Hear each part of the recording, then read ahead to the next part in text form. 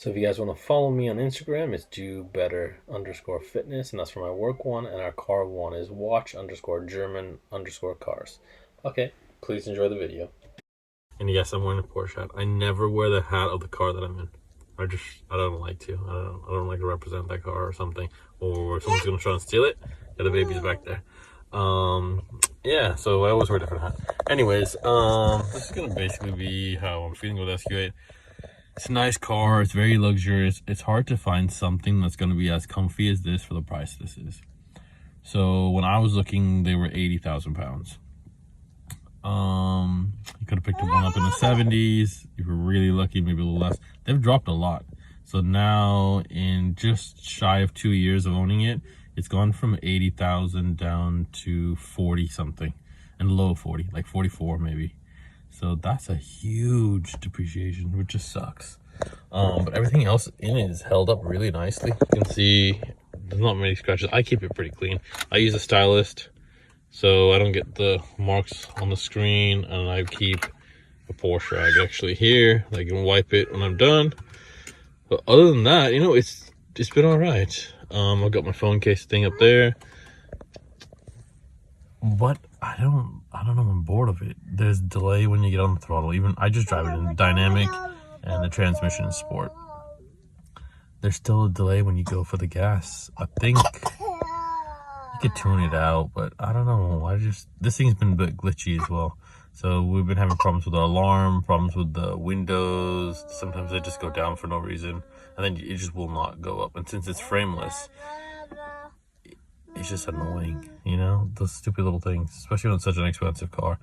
Unfortunately, I feel like these glitches are Volkswagen Group stuff. It's a lot of software problems. I've had a lot of problems with other Audi. I had problems with our Porsches.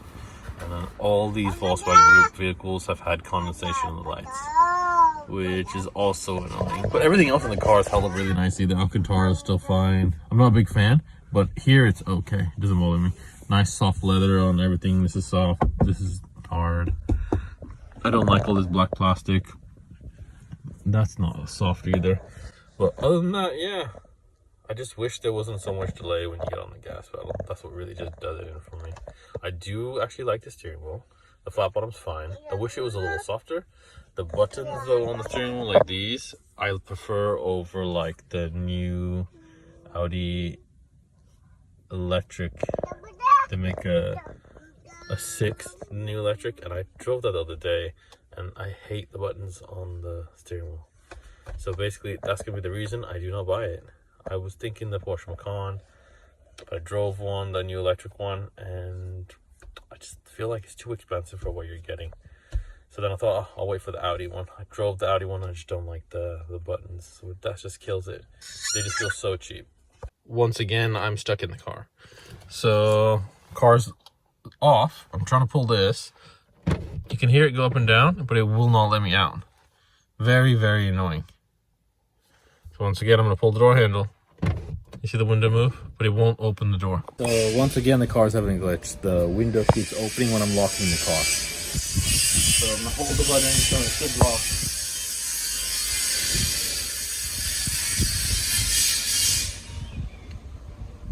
Annoying. Go put the stuff away.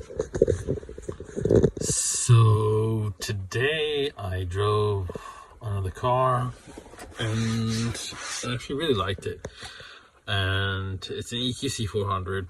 I drove the AMG Premium Plus, and I drove just the AMG line. And realistically, I don't use the sunroof. I do like the sunroofs, but in that one, it's not a electronic sunblind like this has, and it just slides back and forth, and I don't like that. It makes me feel like it's a little cheap. And besides that, the AMG Premium Plus comes with like a heads-up display, which in EVs I think it's not a good idea. I think it's just wasting more battery. What else did it have? It didn't have the Bose stereo if you don't get the Premium Plus. But in whatever I have as a daily, like this is the SQ8 as my daily, I don't get to use the stereo. This is what I drive when I'm taking the kids somewhere, so it's not the fun car. So I'm thinking that might be the best idea, just get basic, and just gonna use that for local driving. That way I don't have to worry about charging it ever. I just charge it at home. I'm gonna take the kids to nursery, do basic errands, go to the grocery store, stuff like that. Am I gonna miss the SQ8? I'm not really sure. I think I might. I do like the sound. I like the power. But going to an EV, that thing will have a good amount of power because it's instant. And the thing that I dislike about a lot of these things that I get to drive are that it's not instant power. This has 1,000 Newton meters of torque, but it's not instant. There's still a delay when you put your foot in it. Once it builds the boost, it does go and it does try to fill itself with that 48 volt system, but there's always going to be a delay and everything. Things I won't miss. I won't miss the Audi glitches. Today the window's been fine. It's closing, as you can see, it's closed. And this has got so much space. It's got like the huge kid seat in the back, and they've got tons of space on the floor. I know the EQC is not going to have that, but we're in this big chair now, so I don't think she needs this much leg space yet. And I know people are thinking you're going to get bored and switch again. Yeah, probably. But for right now, that'd be easier to park. When I picked her up from nursery today, I parked in a corner spot thinking, oh, I can open the door and get her in and out easy because it's raining. Someone squeezed in where they shouldn't have been able to park, but they had a small car, and they squeezed it in there, and then I couldn't open the doors. It was so annoying. And since I've got two kids in the back, I got one on this side and one on that side. I want to get the bigger one, so she goes on the right side in the big chair. And I had to like open the window and pick her up, put her in, let her get in, and then I had to buckle it to the window, and it was so annoying. And then even to get in my driver door, I couldn't open it properly, and the person was just sitting there and didn't even care. And unfortunately, people don't care, and that's the biggest problem when you have these big cars. It just makes it very inconvenient. So I think for daily, I'm going to try having a small size car again. And who knows, maybe I'll decide I don't like that. I would rather have comfort, because that's what happened with here. I went from having a C-Class as a daily, as a reasonable sized car, and decided, you know, who cares what people think? I want something super comfortable. And you guys recommended I get SQ8, so I did. I've had it for 2 years. Other than that, this has been a really good car. It depreciates way too hard. Like, was it worth a 20 grand hit or 30 grand hit in 2 years? I don't know if it was, but if I look at the market, even a Bentley, I was looking at Bentley, so the Bentley Continental GTs and the Bentley Flying Spurs, that was 50 something when this was 60 something or 70 something, and now they're depreciated. If you get a W12 Bentley, I think it's like 30 something, 36, so 36 to 50. It's similar kind of money, isn't it? So I guess it's just the experience. I'm happy that I've had it. It wouldn't be a forever one. I don't know if I can find a forever car anymore, but you know what? I just like new when I get bored anyways. And it's more interesting for you guys, isn't it? And you know, you're wondering, why did you pick another EV, right? I had a bad experience with the EV last time. A lot of people wanted me to get another EV, and I said I would not buy an SUV as an EV, and people recommended the SUV for an EV, and I was just thinking, right now, you know what? It'll work for me. My average day driving is 2.5 miles, so it's nothing. And I like the SUVs for day to day. I'd rather have the low slung performance car to be my normal sedan. So still looking for something. I tried looking at Huracans, but realistically with the kids and the amount I get to drive, that is pointless. I need to find something like at least got 2+2. Another thing that I hate on the SQ8 is the fact that it has this automatic cargo cover. So this is working right now, so I'm just going to show you from the inside. When you open the back, it's supposed to wind this up itself. It does get frequently stuck, and it does lock the cargo in place, which is annoying. And unfortunately for us, like this time, I've got 2 kids push chairs and stuff. It's not like hindering the mechanism from moving. It's just somehow locked, and I can't get this stuff out.